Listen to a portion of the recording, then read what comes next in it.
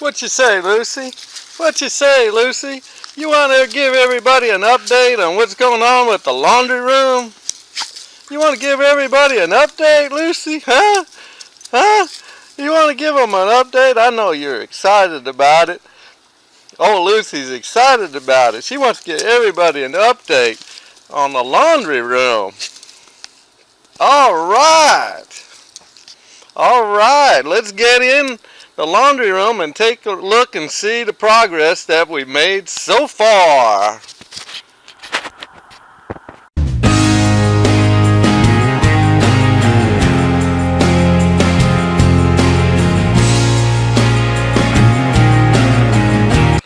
Well, here it is. Here's the outside of the laundry room. If you'll remember, this was an old porch, and it had a lot of termite damage and rot issues, and I had to take it completely down to the studs, and so took it down to the studs, framed it out, and then I got a backside, of course, here to it as well. And what it used to look like, sort of, kind of, was what the rest of the house looks like, is that old brick type siding. And so eventually the whole house is going to have this this LP. This is LP smart siding underneath here. Now it doesn't come in this brown. I stained it to be that color brown. The stain that I got was a discount at Lowe's, and that's how I trying to help people to look at Lowe's and see, if you're doing a project like this, to see if they got stuff in the paint department. If you have a Lowe's, or if you have Menards where you are, because people bring stuff back, stains and paint back, that it's a little bit off color or something like that, and they happen to have 3 gallons of this stain sitting there. The regular price on it, it's their store brand Spar stain. The regular price on it was $35 or $36 a gallon, and it was marked down to $9 a gallon. And I got 3 gallons of it. Now 3 gallons may not do my whole house, because it's a slow project and all that, but even if I buy 2 more gallons at 35 or 36 a gallon, I've still done well with it, because I really like the color. Now you got to be a little flexible about the color, all that good stuff, but I like it. It's nice chocolate brown. I like it because it doesn't show the dirt a whole lot. I like the dark colors like that. So it goes on one coat too, is another good thing. One thing I've learned about stain too, though, and I hadn't done a whole lot of staining before this project, is brushes work a whole lot better than rollers. And I noticed that on the can, it doesn't even tell you to try to use a roller on it, and it takes a long time to do these with brushes, but it is what it is, and just take your time. I mean, it was hot out today, so I had to take a lot of breaks, but I did this section here today. And then this door I did, and I had gone back and forth and walking around my ladder here, but I still get a lot of stuff in the way. And the other funny thing is I have to use my power cord with my camera, because it doesn't want to hold a charge real well. But anyway, this door I made myself. Went back and forth about doors and things like that, and do I want to pay $100 for a door when I can make one that's a little bit more solid, I think, myself, than some of the cheap stuff you buy. And so I made this one, and really all it is it's plywood, and then it's 1/2-inch plywood, and basically just trimmed out with 1x4s, and it's still a little bit wet here, so I didn't stain the inside, so you can kind of get a better idea of the inside. Trimmed out with 1x4s on both sides, so it's got some thickness to it. No, I hadn't done a doorknob yet on it. I got to find a doorknob, and I noticed most of the doorknobs are for like 1.5 inches, and I'm kind of over that. But I'll work something out for that. I'm not too worried about it. I'll make something work on it for a doorknob. It's a solid door, and that's really what I was most concerned with. And the other thing is that I wanted out of my door is I wanted a wide door. This door is a little wider than your normal door. It's I made it 33 inches wide. It's 33-inch wide opening. I want to make sure that I can bring in a washing machine in through here with ease. I'm actually going to be able to bring it in the kitchen door, which will be easier because that's where it is right now. But in the future, if I want to pull it out of here or something, I want to make sure I could get through that door real easy. I don't want to go through that pain like we did when we had the Sears men down here and all that stuff again. So now let's go ahead and go in, and hopefully the light's okay in here. And let's start with the floor. If you remember, this was down to and the room's not done yet. I just thought that this is just an update. We're nowhere near done, but room was down to the foundation. If you remember, I had this thing completely tore out. I think the last video I had out there was showing the post that was here. So but I'm going to get to the walls in a minute. But for the floor, again, I needed to go inexpensive, and I didn't want to just throw the floor down that was already there, because a lot of it had a lot of rotten pieces with it, which I was able to reuse for some other things. But I wanted to do something new for the floor, and I wanted to do it on a budget. So I had a couple options. I could have just threw some plywood or sheathing down, and then went ahead and just thrown some vinyl on top of it. And I was like, I wasn't really excited about doing that. Or I could have, threw the laminate over the top, bought some commercially laid laminate. And that stuff was going to cost me about $1.19 at the very, very cheapest. So I did a few calculations and went over just to the plain wood section, and they had the plain old, this is just plain old 1x4 non-treated pine, yellow pine, and it runs $225 for a 8-foot board at Lowe's, and they actually had a contractor price on that at the store, and I had to go back and forth with the lady a little bit because on the sticker it had a contractor price, and when I got up to the register, she said, well, we don't have a contractor price on that. I said, yes ma'am, you do. And I had to walk her right back there to Lowe's, and I had to tell her, show her the sticker, and she like grabbed the sticker off and like in a huff and walked back up to the register and had to talk to 2 or 3 other people before I could get my 1x4s for $2.25 a piece, which I still didn't think was a great bargain. Otherwise, though, I would have had to pay $2.44.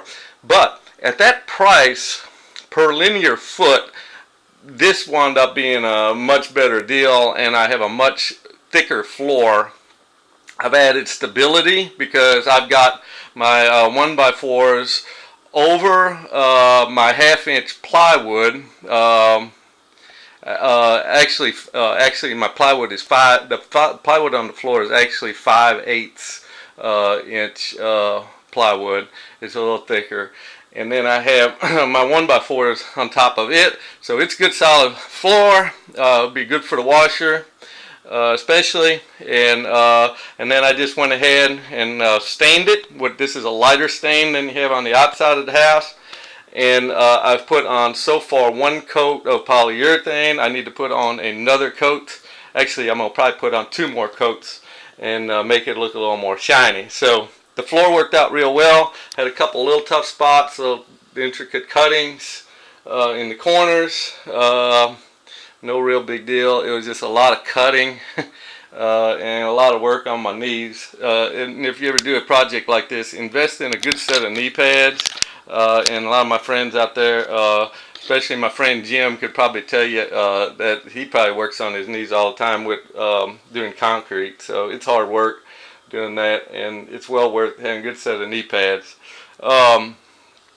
So then, I don't know if I remember showing, I did all the electrical work in here too. I did all of that. There was no power in this room almost at all. So thanks to my dad, Roger, up in Clarksville, we got wonderful electrical outlets in here and power hooked up. And I got 30 amp service from my dryer right there, and that got hooked up and got the right gauge wire on it. I got a 10 gauge wire going right back to the fuse box from there, and then over here, each wall we've got power on each wall. So we've got 110 service over here, 110 over here, and then back over on the wall that's by the kitchen, and that all comes off of the existing circuit there. So there wasn't too much else on that one. I thought about putting in another 20 amp, but we'll see how it goes with that. If we're blowing a breaker, I don't think we probably will. There's not too much else on that at the box. The whole kitchen doesn't go off it. It's got 2 of them coming out of the kitchen for whatever reason. So hoping that's going to be all right. So we got the power ready to go in here. And then the other thing, oh, okay, this wall here is interesting. You'll notice this one is not finished yet, and there's a reason for that. I wanted to leave this opening here is coming to the kitchen, and the washer and dryer is currently sitting in the kitchen. And I want to make sure that, first of all, that we could get the washer and dryer through that door, because it's actually 31 inches, which is just big enough to get through the door without any trim.